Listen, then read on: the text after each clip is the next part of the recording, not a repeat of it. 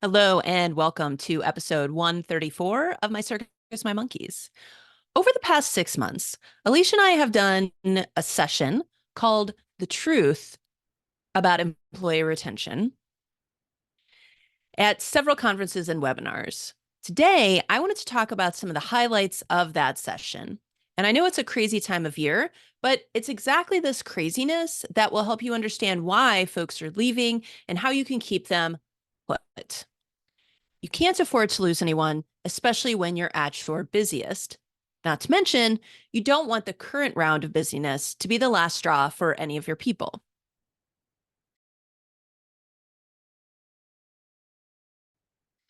In 2023, CUPA-HR did their second higher education employee retention survey.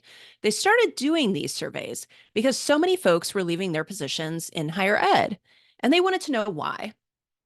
We use this data as a basis for our session, and you can Google CUPA-HR survey and get the full findings.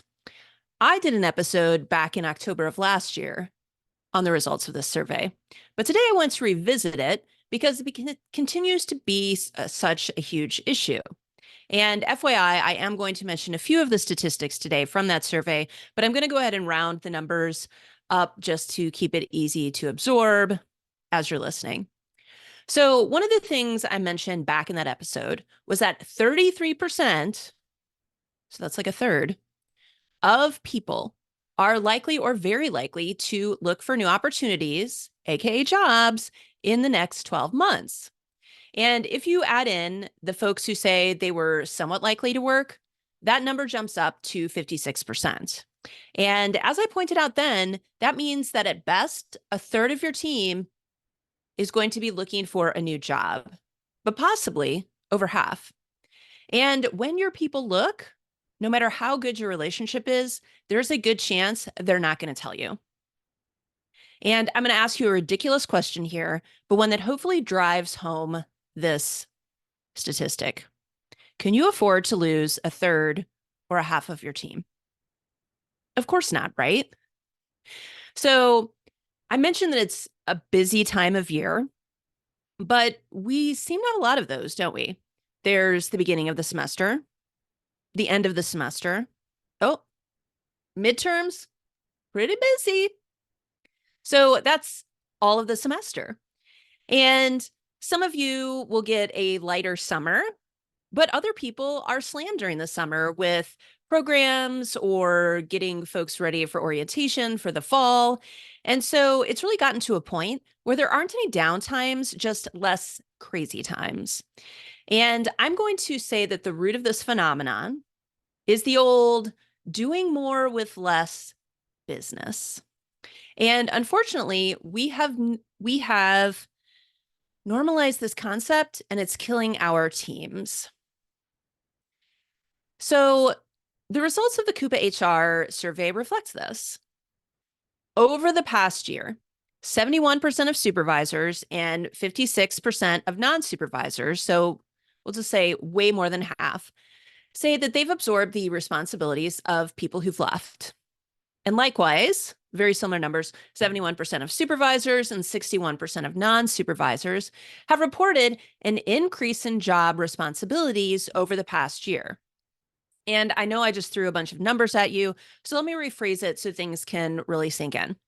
The powers that be, and it's possible that in some cases you are one of those decision makers, are asking most supervisors and their teams to do more and more.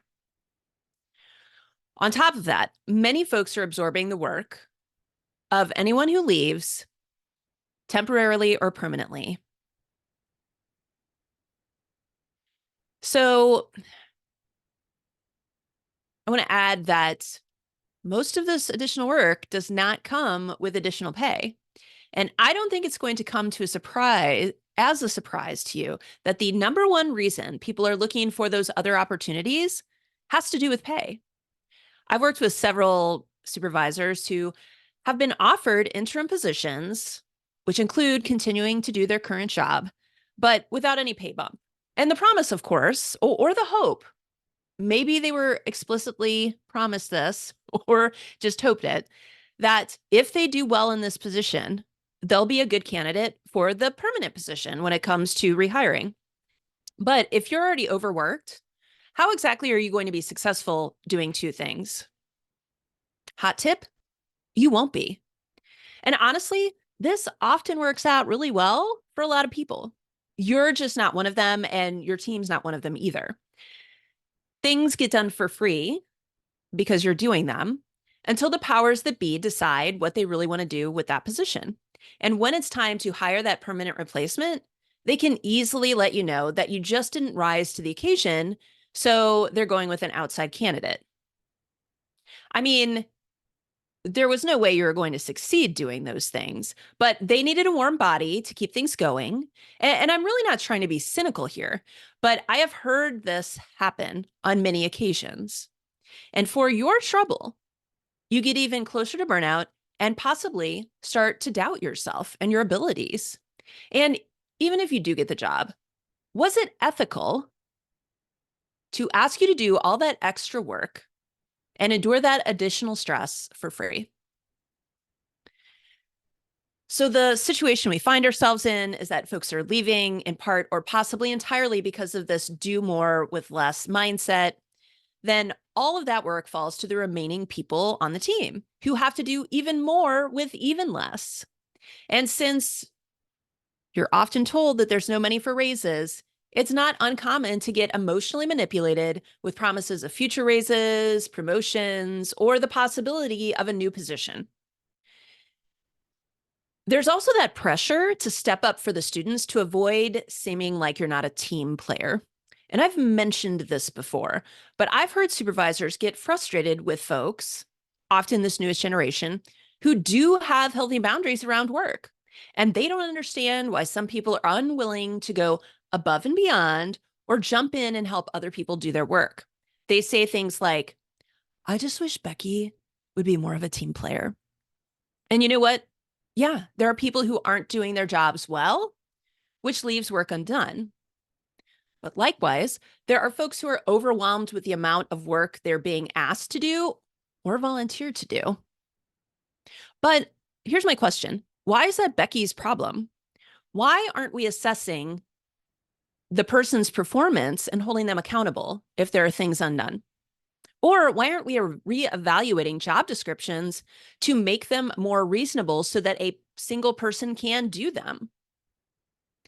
And I'm not saying that the powers that be are doing this intentionally, but all of these things are common practice that leave folks burned out and resentful. And even more importantly, it negatively impacts employee engagement. And if you want to retain your people, you need them to be engaged. What exactly do you think is going to happen when you and your team members are expected to do more and more and always go above and beyond? People are burning out, getting sick, quiet quitting, and even loud quitting. CUPA-HR started doing this survey because there seemed to be some mystery as to why so many people were leaving. But what is the mystery here? In a nutshell, folks are being asked to do more and more for less and less, especially when you factor in inflation. And because we're dealing with a period of low enrollment, everything gets blamed on the budget. I mean, if fewer people go to your institution, could go to your institution, that does mean less money. And since most institutions don't have waiting lists anymore, student retention is also a huge factor. And honestly, it's become less about student success and more about the bottom line. And all of this is extremely stressful for you and your team. It's negatively impacting everyone's well-being and their productivity. In fact, almost 30% of respondents said that they disagreed or strongly disagreed that their institution cared about their well-being. I've had some coaching sessions about that very issue. Supervisors, or I should say, folks will talk to their supervisor about how overworked they and their team are. And sometimes the supervisor is sympathetic, but then just as soon as they finish giving that sympathy, they almost immediately say something along the lines of, but you're so great at fill in the blank. I know you can do it. How is that helpful? And I think in part, this happens because supervisors don't know how to handle all this. So many of us are told that we need to be team players. And advocating for your team would require you or them, this hypothetical supervisor, to go to their supervisor and say, you know what? This is too much for me and my team. We need to create a more realistic workload. When supervisors haven't been properly trained, and if you've been following me for a while, you know that most have not, then why would they know how they're supposed to navigate those situations other than to go with the flow? And this is exactly why supervisor training is so important. Supervisors on all levels need to step up and undo the chaos and stress caused by all this do more with less nonsense. And it's not just me saying that I think this is true.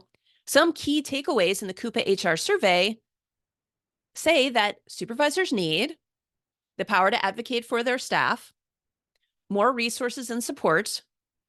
They need to get adequate training, and they need the power to allow for more flexible schedules.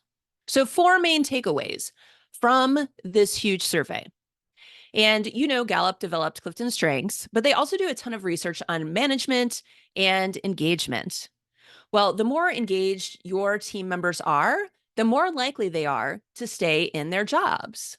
And I've mentioned this statistic many other times, but Gallup has found that over 70% of the variance in employee engagement is directly linked to their direct supervisor. So that means supervisors have a huge impact on their team, including whether or not they're going to be engaged. And engaged employees are more positive, creative, productive, and have a higher sense of well-being. So this is key to you and your team's success. However, if most supervisors aren't getting the training and support they need to be successful, it is no wonder that their people are not engaged. And if your team members aren't engaged, there's an excellent chance they're part of that percentage that's going to leave as soon as they find something else. Now, let's jump back in and talk about this money business again. Again, number one reason folks are considering leaving. And you may be thinking, well, sure, we should definitely, train supervisors better, but that doesn't suddenly give us a bunch of money for raises, Anne. That is correct. However, well-trained supervisors can step up to be leaders. They can challenge the status quo. They can start prioritizing, better advocating for their team, allowing for those flexible schedules, and do other things that don't cost money, but give folks a better quality of life. Then suddenly they're not comparing their salaries to all the extra hours, the exhaustion, the poor quality of life. Instead, they can go to work without feeling like they're being pulled in a dozen directions. They can come home on time, go to work on time, not worry about work when they're not there. And that's going to make their current salary seem way more in line with their efforts. And for some of you, me talking like this, that may seem like a pipe dream because everything seems just so important and crucial to student success, to the institution's success, et cetera. So, and we can't cut out anything. I don't know what you're talking about. But if you've listened to any of my episodes on stress, then you'll know that most of us are caught in a chronic stress response. And that is what is making everything seem so intense. That's what makes it seem like there are all these fires that need to be put out. However, those fires aren't really fires. It just seems that way because you and collectively we, higher ed, is stuck in fight or flight. So when you give supervisors the tools they need to better manage their stress, to manage their energy, and to manage their team, you change this dynamic. So we need to stop doing more with less and start prioritizing the things that make the biggest impact, and then cut back on everything else so that our folks and ourselves can increase our sense of well-being and get re-engaged in the work that we once loved. If you want to improve your life, the life of your team, and ultimately the lives of your students, the number one way to do that is by investing in your supervisors. Maybe that's you. Maybe that's members of your team. Maybe you're in HR or some other role that can impact how you spend those precious professional development dollars. There is a proverb that says, the best time to plant a tree was 20 years ago. The second best time is now. If you are listening to this and are concerned about preserving your employees, you cannot go back and fix the mistakes that got us here. But what you can do is start investing in your supervisors now. And I know that it's easy to say, well, we don't have the money, folks don't have the time to put into these trainings. But that mindset is simply going to perpetuate the environment that's running off our best people out of your institution and out of the field. So the time to act is now.